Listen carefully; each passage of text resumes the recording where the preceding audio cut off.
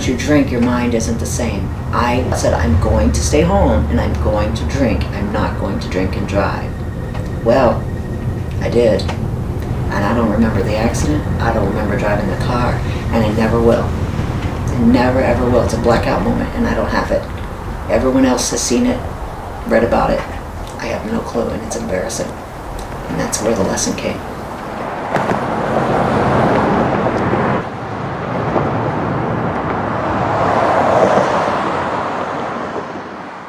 I had been out with one of my friends, and when I got home, I decided to go back out, and on my way back home, I crossed the line and had a head-on collision with somebody.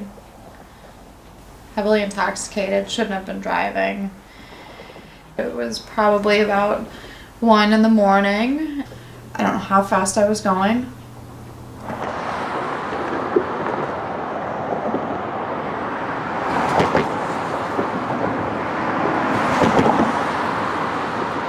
I got out of the car and I asked if everybody was okay because there was the girl driving and then a guy in the passenger seat, and he got out and started screaming at me.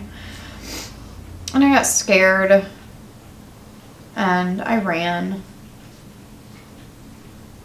And he chased me down, held me down until the cops came. You know, then they do the field sobriety test, which I obviously failed. And I went to jail, and it sucked because it was cold. I had one shoe with me. I remember them kind of joking about that. Where's your other shoe? Well, it was at the scene of the accident, as were the contents of my purse. And I felt like that's kind of like how my whole life was at that point, just scattered, and picking it back up piece by piece. I was angry. And I had an argument with my daughter. I took my other daughter to get an ice cream. I stopped at the liquor store and got a half pint of Yukon Jack. And I consumed the Yukon within about a half hour, 40 minutes, and went to sleep. That is the last of my knowledge until I woke up in a CAT scan machine at Toby Hospital. It's been told to me I had an argument with my children, that I picked up my purse, ran out of the house, and the accident was 2 blocks from my house, and it was under 25 miles an hour, and I totaled my car and the person I hit. No people were injured, just the vehicles.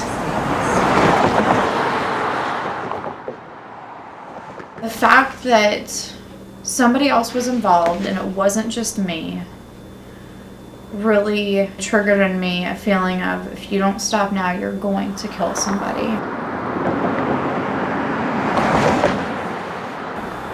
And it's not going to be me, because I'm going to have to live with it. And I can't live with somebody else dying because of my alcoholism.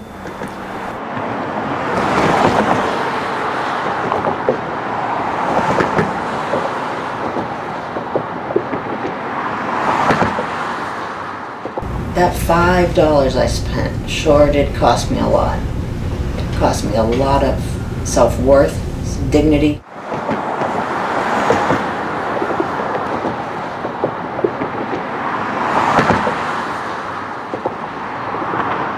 For me to admit ever that I had a problem is, you could interview 1,000 people and they wouldn't think I'd ever admit to that. Because I'm very, very strong and don't want to say I have an issue, but I did, and I did.